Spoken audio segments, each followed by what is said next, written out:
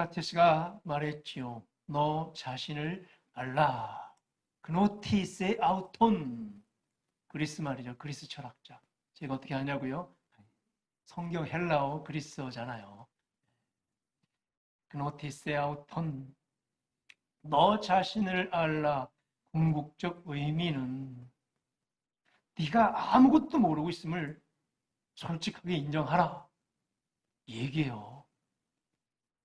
거기 소크라테스 본인도 포함되어 있죠. 세상이 어떻게 돌아가는지 사실 나도 잘 모르겠다라는 솔직한 철학 거장의 고백입니다.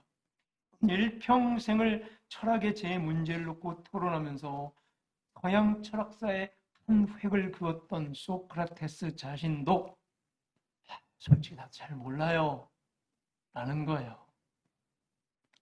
우리나라 인기 가수 나훈아 씨가 최근 신곡을 발표했죠. 곡 제목이 참 특이하죠. 뭐죠? 테스형. 예, 바로 이 소크라테스를 가리키는 거죠. 가사 표현에 이런 것들이 있습니다. 한번 제가 읽어볼게요. 그저 와준 오늘이 고맙기는 하여도 죽어도 오고 마는 내일이 두렵다. 아, 테스 형, 세상이 왜 이래? 왜 이렇게 힘들어? 아, 테스 형, 소크라테스 형, 사랑은 또 왜 이래? 너 자신을 알라며 툭 내뱉고 간 말을 내가 어찌 알겠소? 모르겠소, 테스 형. 집에 가서 한번 들어보세요. 유튜브로 테스 형 나오나 치면 바로 나와요. 그저 지금 사는 게 힘들며 세상이 왜 이렇게 돌아가는지 잘 모르겠으며 또 내일은 당장 어떻게 펼쳐질지 도저히 예상할 수 없다는 이 시대 인류의 진솔한 고백입니다.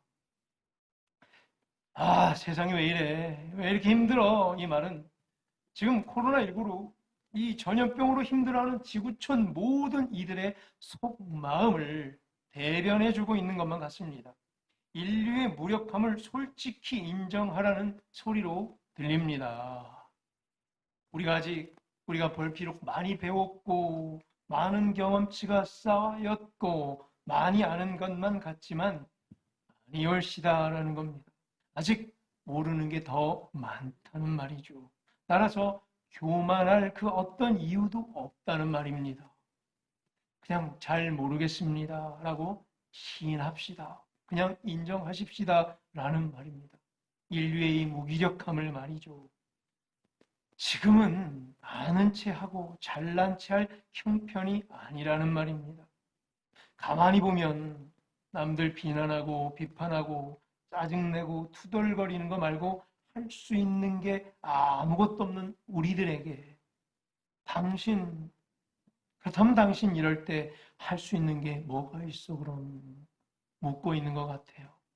투덜거리고 있는 우리에게 비난만 하고 있는 우리에게 그러는 당신은 뭘 할 수 있는데 묻고 있어요. 그냥 나도 힘들어요. 지쳤어요. 시인하자는 말이에요. 그리고 누군가에게 좀 도와달라고 간구하자는 말로 들립니다. 그러면서 겸허하게 스스로의 모습을 돌아보자는 간절한 촉구의 메시지로 들립니다. 집에 가서 꼭 들어보세요. 테스 형.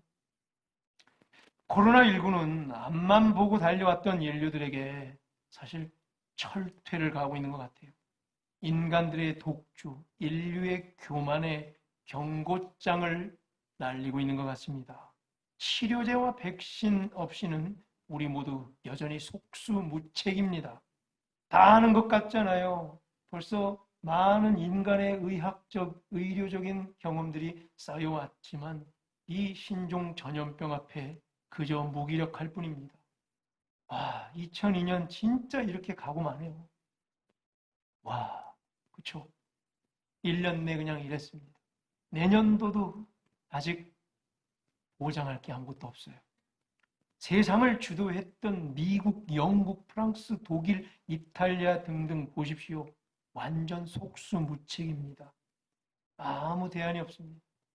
제가 학생 때 어렸을 때만 해도 미국, 영국, 프랑스, 독일 이 나라들은 못할 게 없는 나라처럼 보였어요.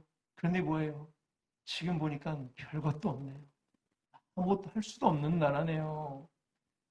그저 문 닫아버리고 봉쇄 조치 외에는 방도가 없어요, 지금. 프랑스 보세요. 최소 한 달간 12월 초까지 전국에 이동 금지령이 내려져 있어요. 와, 그러고 보면 우린 여기 대단해요. 대한민국 이렇게 우리가 함께 모여 예배 드릴 수 있는 것 자체가 기적이며 감사한 일 아닙니까? 우리 이럴 때 투덜거리고 불평하고 비난할 수도 있겠죠. 그런데 잠깐 접어두고 먼저 한 번은 그래도 감사합니다 하고 비난합시다. 자신을 한번 그래도 더 돌아봅시다. 다른 사람 똑바로 하라고 하기 전에 자신을 한 번 더 먼저 돌아보고 하십시오. 잠시 웅크리고 있으면서 이럴 때 기초를 다시 다져보십시다. 준비해 보십시다. 본질을, 시작을 말이죠. 이 우리의 각각 걸어왔던 인생들 뒤를 돌아보면서 나는 잘 가고 있는 중인가 스스로에게 물어보십시다. 잘못 가고 있는 인생이라면 지금이라도 당장 돌이키십시다. 또 신앙도 말이죠. 잘 가고 있는가 우리의 신앙은 혹 잘못된 신앙이라면 아니면 하나님께서 기뻐하지 않는 신앙의 모습이 보인다면 지금이라도 당장 도려내십시다. 그래야 삽니다. 오늘 이사야 6장 말씀 앞에서 하나님께서 이사야를 부르고 있는 이 장면에서 이사야 너는 누군가? 넌 네가 누군지 아니? 이사야에게 본론적 질문을 하고 있는 장면이에요. 그 시대 앞에서 그리고 하나님 앞에서 이웃들 앞에서 나 부성교회는 누구며 내 가족은 어떤 가족이며 내 신앙은 무엇인지 진솔하게 고민해 보는 시간을 가져보기 원합니다. 읽었던 이사야 6장 1절 이렇게 시작하죠. 우시야 왕이 죽던 해에 당시 그때 남유다 왕이 죽었어요. 그럼 뭔가 그럼 뭐예요? 변화가 되는 시대겠네요. 뭔가 전환점이 이루어지고 있는 시대예요. 자, 변화의 바람이 불고 있는 거예요. 시대적으로 큰 전환점 앞에 서 있는 거예요. 앞으로 어떻게 변할까? 시대가 하나님의 뜻은 어떤 방향으로 흘러갈까? 이런 변화와 적응에 나는 어떻게 대응할까? 이렇게 준비해야겠죠. 오시야 왕은 어떤 사람입니까? 그의 죽음 이전은 어땠으며 그의 죽음 이후는 어떻게 시대가 사회가 달라질까? 우시야 왕의 죽음 이후에 하나님께서는 어떤 패턴으로 통치하기를 원하실까? 우리 이런 묵상을 해봐야 돼요. 우시야 누구예요? 열왕기 하 15장 2절을 보면요. 우시야는 남유대 10번째 왕이죠. 16살 때 왕이 됐고 52년 동안 적지 않은 기간을 통치했습니다. 52년. 그동안 이스라엘, 이 남유다 나라는 어땠을까? 우시야 왕이 통치했을 때 크게 둘로 나눠요. 전반부, 그 다음에 후반부. 그런데요, 이 통치 장면을 낱낱이 기록하고 있는 역대하 26장에서는요, 우시야 왕의 흑암이 갈리고 있어요. 또 전반부의 성공, 후반부의 실패. 이렇게 딱 두 부분으로 나눠 역대하 26장을 소개하고 있는데, 자, 전반부 때 그는 어땠냐면요, 하나님을 구하며 여호와 보시기에 정직하게 행했고 유다를 부강한 나라로 이렇게 다시 세워놨습니다. 역대하 26장 4절과 5절을 우리 다 함께 읽어보겠습니다. 우시야가 그의 아버지 아마샤의 모든 행위대로 여호와 보시기에 정직하게 행하며 하나님의 묵시를 밝히 하는 스가랴가 사는 날에 하나님을 찾았고 그가 여호와를 찾을 동안에는 하나님이 형통하게 하셨더라. 아멘. 여호와 보시기에 정직했고 하나님을 찾으려는 자였고 하나님이 그래서 형통하게 그의 인생을 이끌어갔던 이런 일들이 펼쳐졌어요. 그런데 후반부로 갈수록 우시야는요, 자기 성공과 자만에 빠져 교만해집니다. 역대하 26장 16절 바로 후반부예요. 후반부는 어떻게 돼요? 그가 강성해짐에 그의 마음이 교만하여 악을 행하여 그의 하나님 여호와께 범죄하되 곧 여호와의 성전에 들어가서 향단에 분향하려 한지라. 성전에 직접 분향하려고 유대인이, 유다 사람이 분향하려 들어간 겁니다. 뭐가 이상해요? 성전에 들어가서 분향할 수 있는 건 누구에게만 준 특권이요? 하나님께서 레위 지파 사람에게만, 즉 제사장 지파 레위 사람만 가능해요. 제사장만 분향해야 돼요. 이 사람은 내 왕이에요. 유다 사람이에요. 하나님께서 그렇게 정해주신 귀한 규례를, 규칙을 그의 교만은 그냥 무너뜨립니다. 뭐 왕인데 어때? 내가 예배 한두 번 드리나? 그냥 왠지 해도 될 것 같아. 뭐 별일 없던데? 뭐 큰 차이 있어? 자기도 모르게 이렇게 돼요. 유다 지파인 왕이 분향한다고 뭐 안 될 거 있는가? 한번 드려볼까? 이런 생각을 하기 시작한 거예요. 하면 안 될 것들을. 자기도 모르는 새 변질된 거예요. 그 중심에는 교만이 있었던 거예요. 하나님의 율례와 규칙과 법도를 넘어설 정도의 교만이 그에게 차곡차곡 찼어요. 그 이후 우시아는 어떻게 됩니까? 문둥병에 걸리고 온몸이 다 썩어버려요. 결국에 격리됐고요. 쓸쓸히 지내다 죽고 맙니다. 이사야서 오늘 6장을 읽었는데 1장부터 쭉, 그럼 이사야는 뭘 기록했냐면 우시야 왕이 이제 타락하던 때부터 후반부 그 모습부터 기록한 책입니다. 즉 우시야라는 유다의 왕이 성공과 자만에 빠져서 마음이 교만하여진 때부터의 모습들을 이사야 1장부터 이 선지자께서 기록한 거죠. 이사야 1장 2절을 보면요, 바로 이렇게 나와요. 하늘이여 들으라, 땅이여 귀를 기울이라. 여호와께서 말씀하시기를 뭐라 말씀하셨어요? 내가 자식을 양육하였거늘 그들이 나를 거역하였도다. 이렇게 출발하고 있는 게 이사야예요.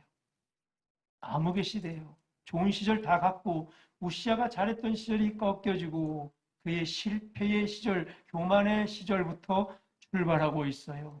내가 그렇게 너를 돌보았고 양육해 줬거늘 나를 거역하는구나. 하나님께서 우시아의 교만을 보는 시각은 이러했던 거예요. 자, 뒤에 1장 4절은 좀 더 구체적으로 표현하고 있네요. 슬프다. 범죄한 나라요, 허물진 백성이요, 행악의 종자요, 행위가 부패한 자식이로다. 누가? 우시아, 누가? 이스라엘 백성들이 말이에요. 범죄한 나라요. 너는 누구냐? 허물진 백성이요. 너 자신을 알라. 너가 누구냐? 행악한 종자요. 행위가 부패한 자식이로다. 여호와를 버렸고 이스라엘의 거룩한 신의를 만홀히 여겨 멀리하며 물러갔구나. 소크라테스의 경고가 생각납니다. 너 자신을 알라. 노티 세아우톤. 하나님 보시기에 지금 우시아는 어떤 모습인 거예요? 너가 어떤지를 아냐? 너 지금 범죄한 나라야.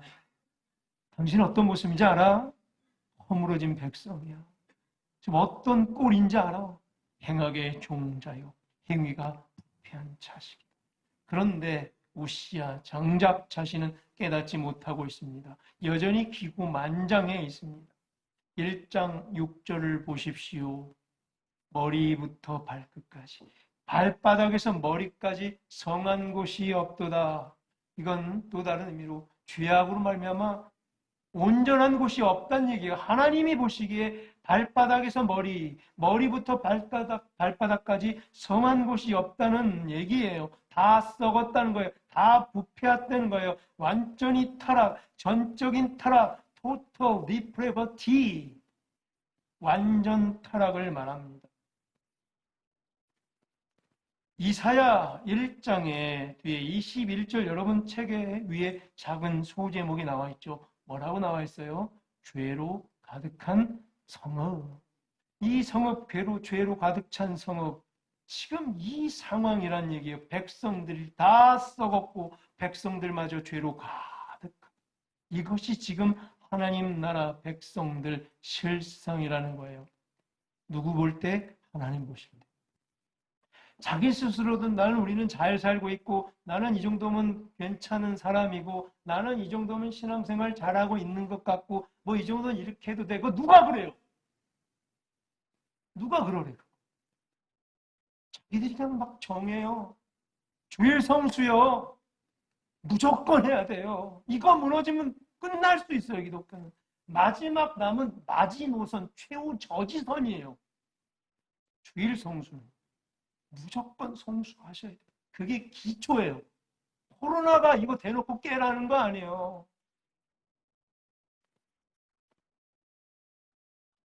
하나님 보시기에 2장 12절 이사야 여호와의 날에 심판이 기다리고 있음을 경고하십니다. 대저만군의 여호와의 날 이 모든 교만한 자와 거만한 자와 사고한 자에게 이 말이니 그들이 낮아지리라. 심판의 날이 올 거란 얘기. 자꾸 이런 소리 듣고 이 문장 읽고 오늘 또 새롭게 내가 고쳐야 살 수 있어요. 여호와의 날에 떳떳하십니까? 다? 심판대, 백보자 심판대 앞에 자신 있으십니까? 지금부터 뭘 준비하셔야 돼요. 장례식 있을 때마다 더 그래요. 나는 어떻게 죽을까? 나는 잘 죽을까? 내가 죽을 때 예수님께서 울어주실까? 내가 죽을 때 많은 이들이 정말 슬퍼할까? 그리고 나는 백보자 앞에 심판대에 설 텐데 떳떳할까? 면류관이 내 머리에 씌워질 때 나는 정말 괜찮을까? 그날을 준비하면서 하루하루 살아가야 되는 거예요. 교만한 자, 거만한 자, 자고한 자, 스스로 자꾸 높아지려는 이 시대에 교만한 우시야 왕과 죄로 가득한 그의 백성들을 향해 하나님께서는 5장에서는요 이렇게 말씀하시죠. 5장 딱 봐도 다 보여요. 뭐예요? 화 있을진저. 하나님께서는요 교만을 제일 싫어요. 교만한 사람 정말 치가 떨려요.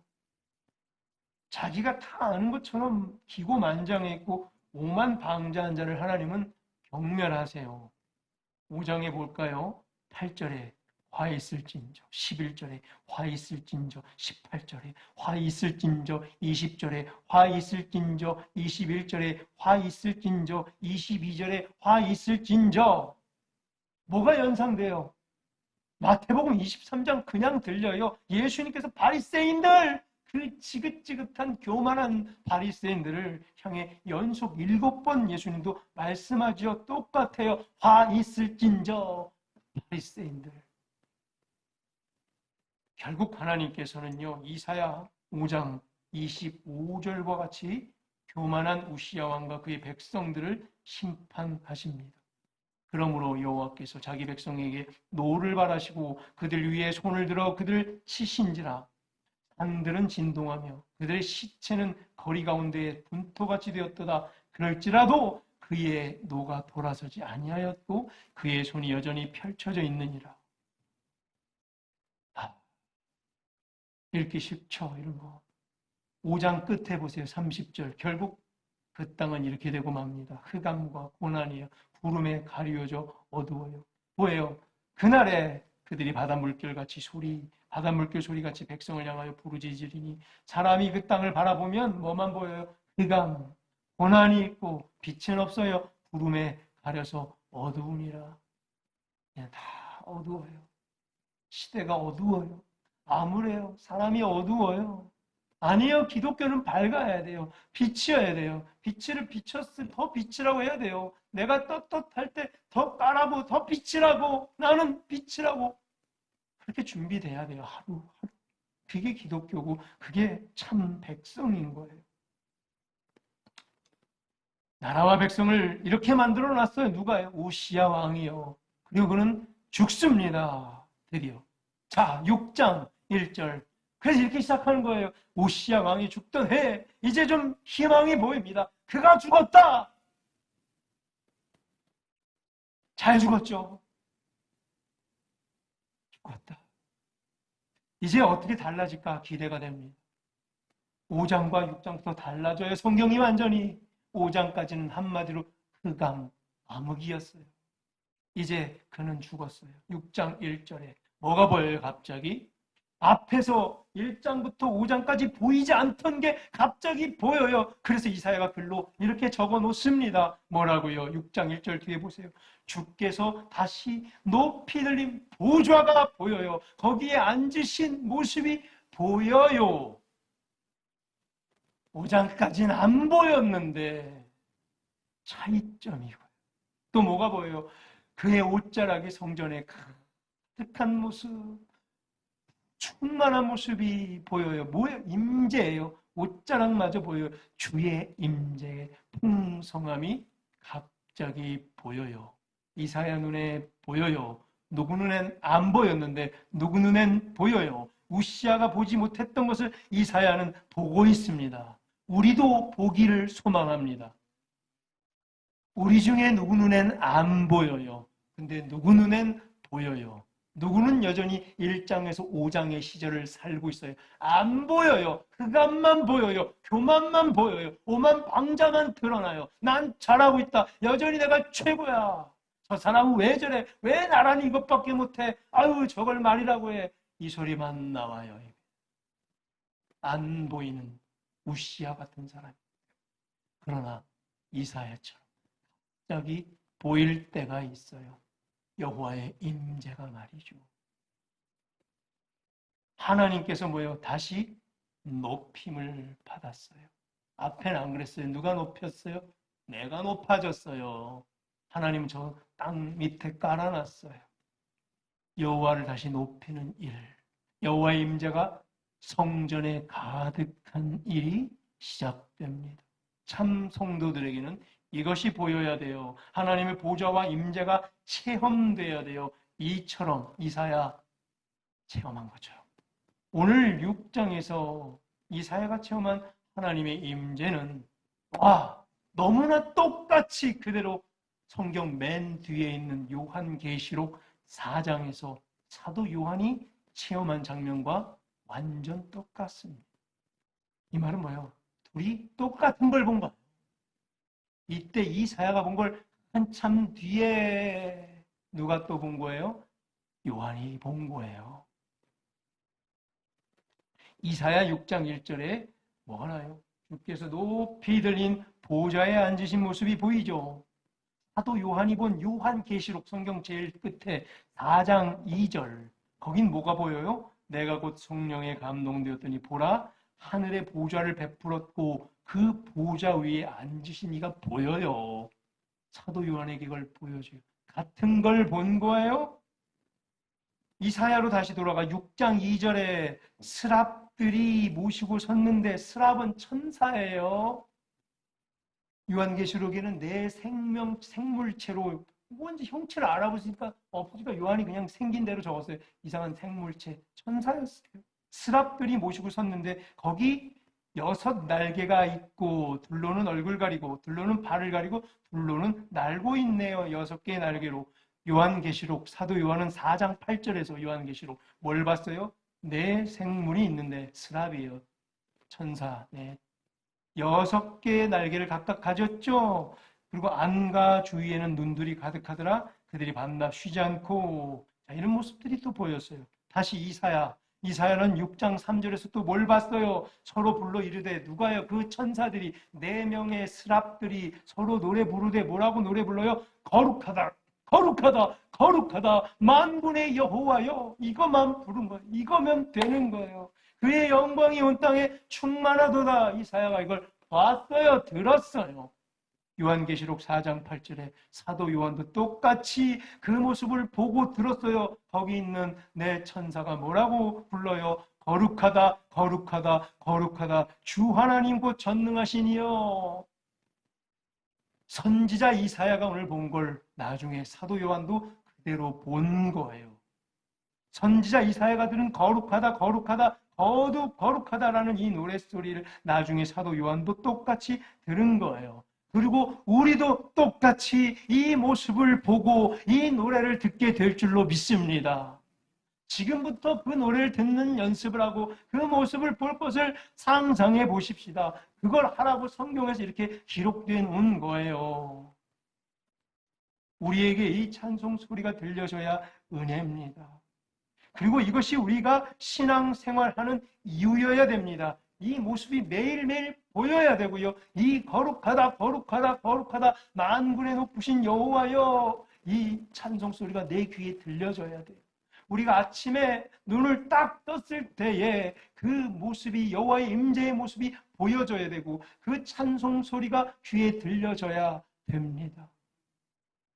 이게 안 들려지면 어때요? 밖에 나갈 때 내 것만 나오고 교만만 나오고 고집만 나오고 비난과 투정과 불평만 차곡차곡 쌓이는 하루가 될 거예요. 그런데 이게 보여야 돼요. 여호와의 거룩하신 임재가 보여야 돼요.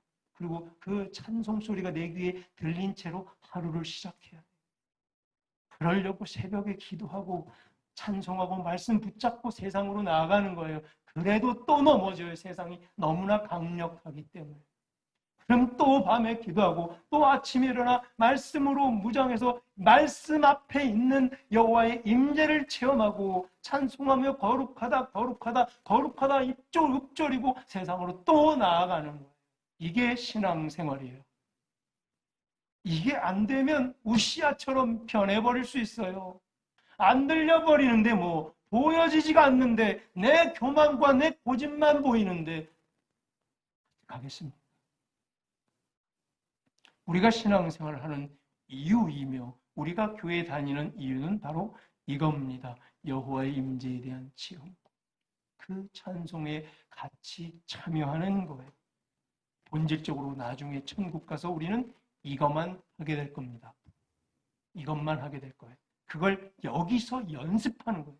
천상에서의 예배를 여기서 마음껏 연습하는 우리의 신앙 여정, 우리의 예배 생활 되기를 간절히 축원합니다.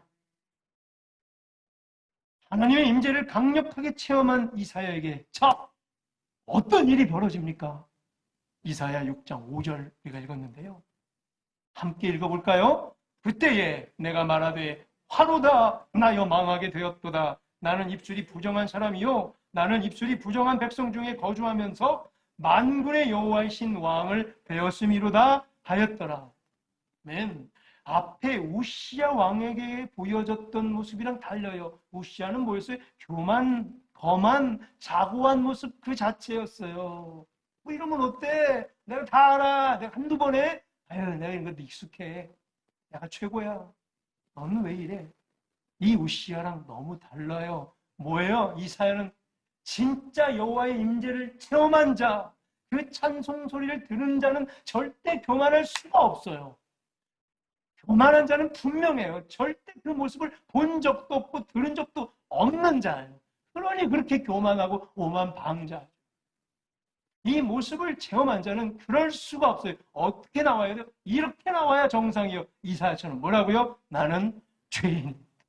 나는 입술이 부정한 자입니다. 아, 나는 어떡해요? 여호와의 임재 앞에 나는 어떡해요?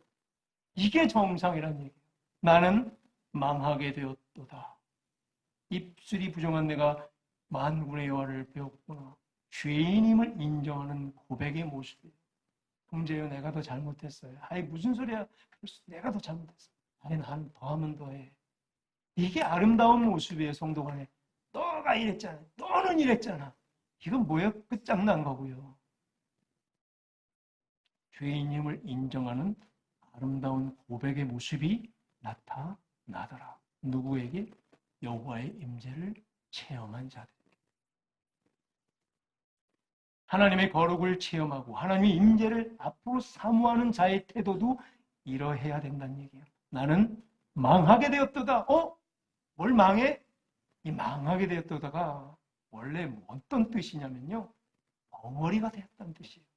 나는 이제 벙어리가 되었도다. 말 못하는 벙어리가 되었도다라는 뜻이에요.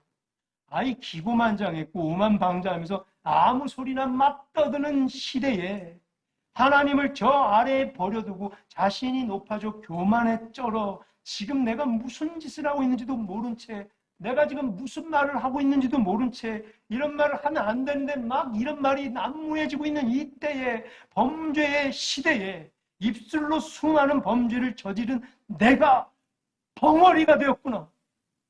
이 고백이 나와야 되는 거예요. 날 차라리 벙어리로 만들어 주셔서 자기가 누구인지 아는 거예요. 난 죄인이구나. 난 입술로 또 범죄하는 내 입을 꼬매주시고 벙어리 만들어 주셔서. 이 고백을 하고 있는 거예요. 이사야가 지금. 뭐 앞에? 여호와를 본 자들, 여호와의 임재를 체험한 자들은 이래야 된다는 거예요. 그러자 6절을 보면 이런 기적이 체험돼요. 은혜는요, 내가 스스로 쌓아가면 안 돼요. 뭐예요? total depravity, 전적 타락, 머리부터 발끝까지 성한 데가 없는 우리를 인정해야 돼요. 그런데 내가 뭘 하고 내가 뭘 구원을 이루어요? 구원은 100% 하나님으로부터 나와야 돼요. 그게 은혜예요. 나로부터 0.1도 나와서는 안 돼요. 구원은 100% 하나님. 나는 전적 타락이다 할 때 이것마저도 하나님께서 다 하세요. 6절을 보니까 천사를 시켜서, 아까 그 천사, 6 날개 달린 천사 중 하나가 제단 숯불을 가지고 날아와서 내 입술에 대는 거예요. 이사야가 볼 때.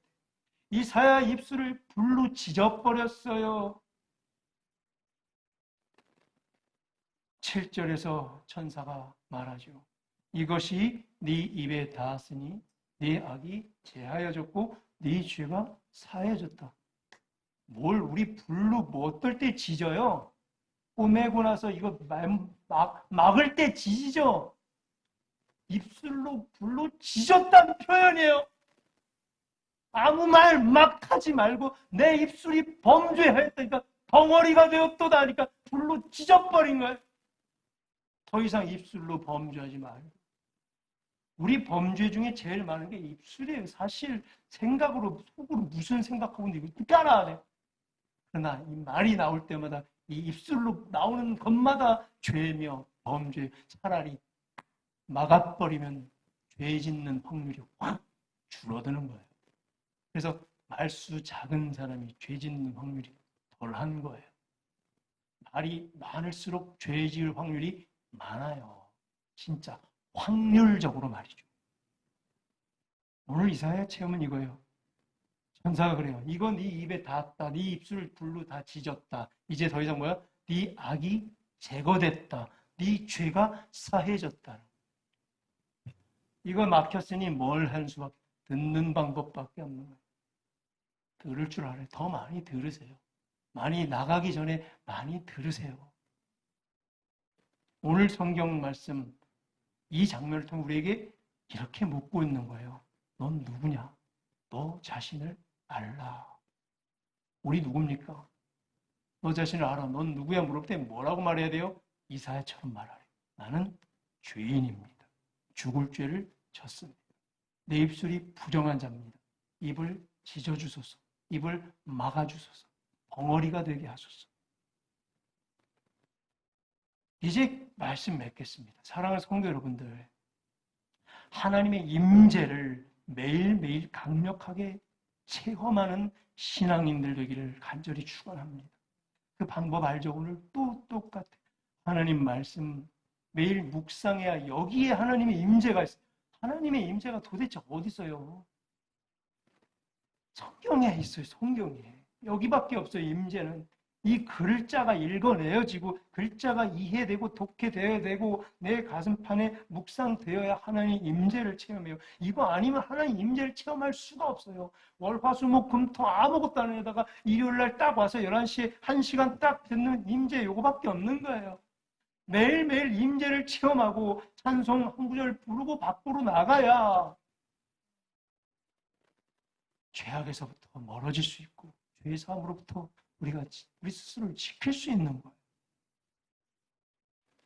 말씀 묵상을 통해 구체적으로 매일매일 하나님의 모습이 보여지게 되기를 간절히 축원합니다. 하나님의 임재를 체험하는 우리 모든 예배 시간들 되기를 간절히 소망합니다. 그래서 입술에 부정한 말, 거짓의 말, 엄담하는 말, 비난하는 말, 공격하는 말에는 우리 다 벙어리가 되고, 우리 입술에는 오직 이런 소리만, 거룩하다, 거룩하다, 거룩하다, 만군의 여호와여 높임 받으소서, 여호와의 영광이 온 땅에 충만하도다라는 영광의 찬송만이 우리의 입술에서 나오게 되기를 간절히 축원합니다. 그래서 진짜 하나님 백성으로 우리 모두 인정받게 되기를 소망합니다. 하나 더 어떤 일이 벌어져요? 8절. 그랬더니 하나님께서 사람이 필요해요. 쓰시고자. 하나님 경영에 필요한 사람이 있는데 내가 누구를 보내야 될까? 저기 한 사람 필요한데 누가 우리를 위하여 갈까? 할 때 우리 부성교회를 하나님의 사역에 초청하는 위대한 일들이 우리의 삶 속에서 이처럼 펼쳐지게 되기를 소망합니다. 누굴 쓸까 할 때 우리 모두 다 이사야처럼 이렇게 대답하십시다. 손 번쩍 들고 주여 내가 여기 있나이다. 나를 보내소서. 그때야 쓰시는 거예요. 죄악이 다 제거되어지고 교만이 다 거꾸러졌을 때 하나님이 마음껏 쓰고자 하실 때 두 손 번쩍 들고 아름답게 하나님 나라 경영에 쓰임받는 참 신앙의 삶이 이후에 우리에게 펼쳐지게 되기를 주의 이름으로 간절히 축원합니다. 아멘.